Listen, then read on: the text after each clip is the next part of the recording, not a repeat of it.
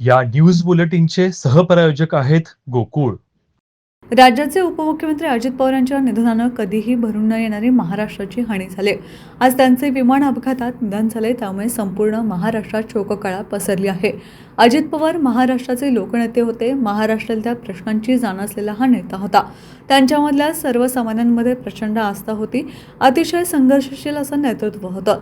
सर्व परिस्थितीत न डगमगता पुढे जाणारे व्यक्तिमत्व होते.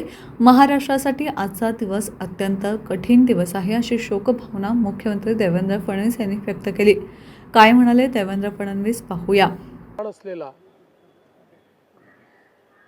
अशा प्रकारचा हा नेता होता की ज्यांच्याबद्दल जनसामान्यांमध्ये प्रचंड मोठी आस्था होती. अजितदादा एक अतिशय संघर्षशील अशा प्रकारचं नेतृत्व होतं आणि सर्व परिस्थितीमध्ये न डगमगता पुढे जाणारं अशा प्रकारचं व्यक्तिमत्व होतं. महाराष्ट्राकरता आजचा दिवस हा अतिशय कठीण दिवस आहे, कारण अशा प्रकारचं नेतृत्व तयार व्हायला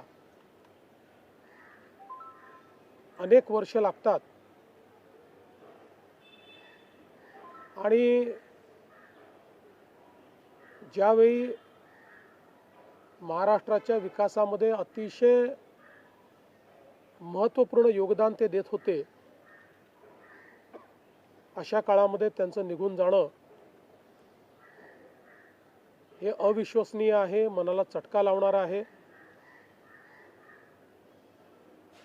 माझ्याकरता तर वैयक्तिक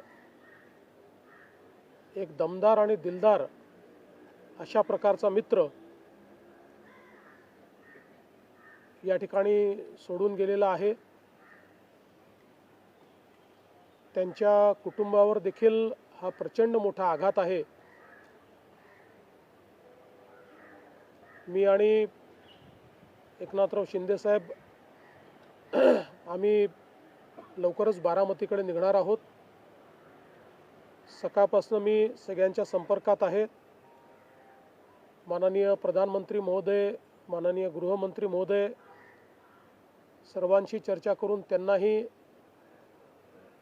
घडलेल्या परिस्थितीची सगळी कल्पना मी दिली आहे. त्यांनीही याबद्दल प्रचंड दुःख हे व्यक्त केलेलं आहे. एकूणच देशातच या संपूर्ण प्रकरणामुळे हळहळ पसरलेली आहे. पुढच्या सगळ्या गोष्टी ज्या आहेत त्या परिवाराशी चर्चा करून ठरवण्यात येतील. सकाळी सुप्रियाताईंशी माझं बोलणं झालं, त्यानंतर पार्थ पवारांशी माझं बोलणं झालं.